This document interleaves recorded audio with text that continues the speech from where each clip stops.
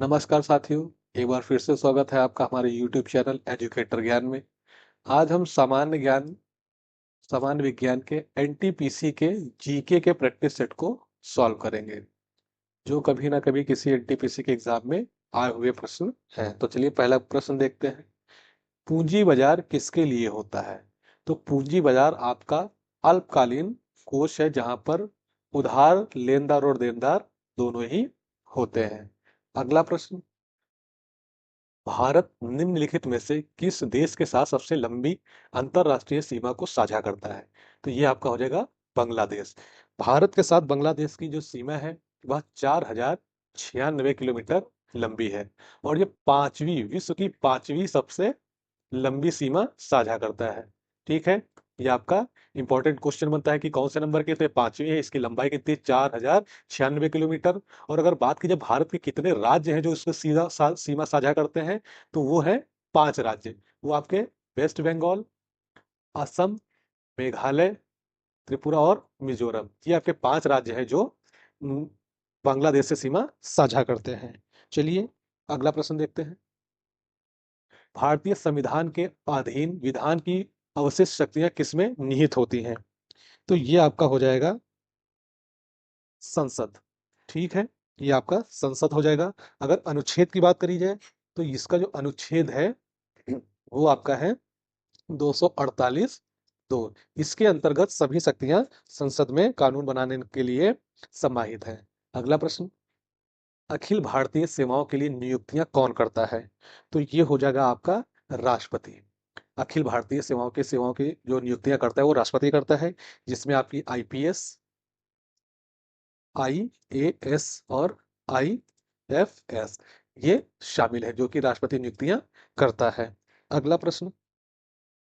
सिंधु घाटी की सभ्यता के लोग किसकी पूजा करते थे? तो ये करते थे पशुपति पशुपति की, जो कि भगवान शिव के रूप में मानते थे इनको। ठीक है। अगला प्रश्न। उपनिषद क्या है? उपनिषद जो है हिंदू दर्शन का स्रोत है। ठीक है। उपनिषद जो है हिंदू दर्शन का स्रोत है। अगला प्रश्न। तिब्बत में किसका दूसरा नाम शांगपो है? तो ये आपका हो जाएगा ब्रह्मपुत्र। ब्रह्मपुत्र नदी, जिसको हम लोग तिब्बत में शांगपो के नाम से जानते हैं। और यह नदी चीन, भूटान, भारत और बांग्लादेश,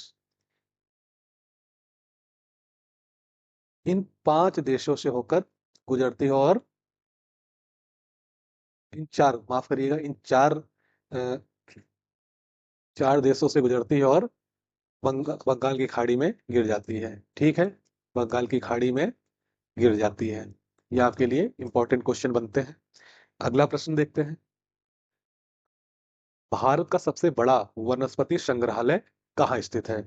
तो ये आपका सबसे बड़ा वनस्पति संग्रहालय कोलकाता, ये इसका सही जवाब हो जाएगा। ठीक है।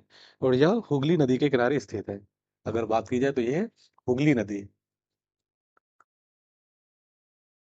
हुगली नदी के किनारे स्थित है। अगला प्रश्न देखते हैं।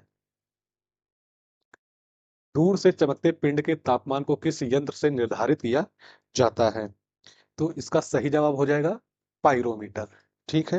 ये इंपॉर्टेंट क्वेश्चन है, इसको आप याद कर सकते हैं। अगला प्रश्न। निम्नलिखित में से किस संस्था की स्थापना महात्मा गांधी ने नहीं की थी? तो इसमें विश्व भारती विश्व भारती जो आपका आश्रम है, इसकी स्थापना नहीं की थी। तो अब बनता है कि ये किसने की थी? तो रविंद्रनाथ टैगोर ने। रविंद्रनाथ टैगोर ने इसकी स्थापना की थी। और ये इसकी स्थापना का जो सन था वह 1921 था। ठीक है। और जो गीतांजलि 1913 में जो इनको गीतांजलि का पुरस्कार मिला था नोबेल का, उसी के पैसों से इन्होंने इसको बनवाया था। ठीक है। और बाद में इसको जो है 1915 में 1915 में इसको विश्वविद्यालय का दर्जा दे दिया गया। 1915 में विश्वविद्यालय का दर्जा दे दिया गया। तो ये आपका हो गया विश्व भारती विश्वविद्यालय। ठीक है। ये इंपॉर्टेंट चीजें थी जो इसकी बताई गई हैं। अगला प्रश्न। निम्नलिखित में से कौन सा राज्य भारत का सर्वप्रथम कार्बन मुक्त राज्य बन गया है? तो यह आपका सही जवाब होगा हिमाचल प्रदेश। ठीक है, हिमाचल प्रदेश आपका इसका सही जवाब होगा। अगला प्रश्न, सीके नायडू कप निम्नलिखित में से किस खेल से संबंधित है? तो यह आपका जो सही जवाब होगा वो है cricket. Cricket C K Naidu cup से संबंधित है। और सीके नायडू के बारे में जाने, सीके नायडू भारतीय टेस्ट टीम के कप्तान थे। ठीक है, जो भारत की कप्तानी की थी, ये प्रथम प्रथम कप्तान थे। ठीक है, अगला प्रश्न, सार्वजनिक अतिव्यय प्राइमिंग किस समय किया जाना चाहिए? तो इसका सही जवाब होगा अविस्फीति। ये इसका सही जवाब हो जाएगा। अगला प्रश्न, शांति काल में सर्वोच्च वीरता पुरस्कार कौन सा है? तो यहाँ पे ये है होगा। ठीक है, तो ये आपका हो जाएगा अशोक चक्र। ये इसका सही जवाब हो जाएगा और यह बहादुरी के लिए प्रदान किया जाता है। अगला प्रश्न, भारत में एकमात्र सक्रिय ज्वालामुखी बैरन आइलैंड कहाँ स्थित है? यह आपका हो जाएगा अंडमान सागर, अंडमान द्वीप समूह में यह उपस्थित है। ये आपका दक्षिण एशिया का एकमात्र सक्रिय ज्वालामुखी है। ठीक है, ये दक्षिण एशिया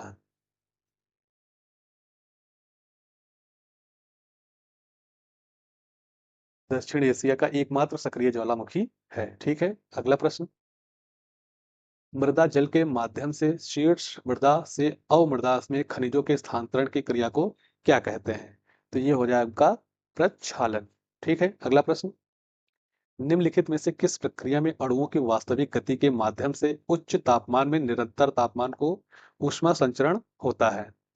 तो इसका सही जवाब हो जाए आपका संवहन। ये इसका सही जवाब हो जाएगा। अगला प्रश्न, पोलियो किस कारण होता है? ये आपका होता है विषाणुओं के द्वारा। ये इंपॉर्टेंट क्वेश्चन बनता है। इसी को हम क्या अलग नाम से जानते हैं, वो उसको हम बोलते हैं शिशु अंग अंगघात। शिशु अंगघात के नाम से भी इसको जानते हैं। ठीक है, आप इसको याद कर लीजिएगा। भारत के संविधान की व्याख्या करने का अंतिम प्राधिकार किस संस्था को है? तो इसका सही जवाब हो जाएगा भारत का उच्चतम न्यायालय। ठीक है, और इसमें 1973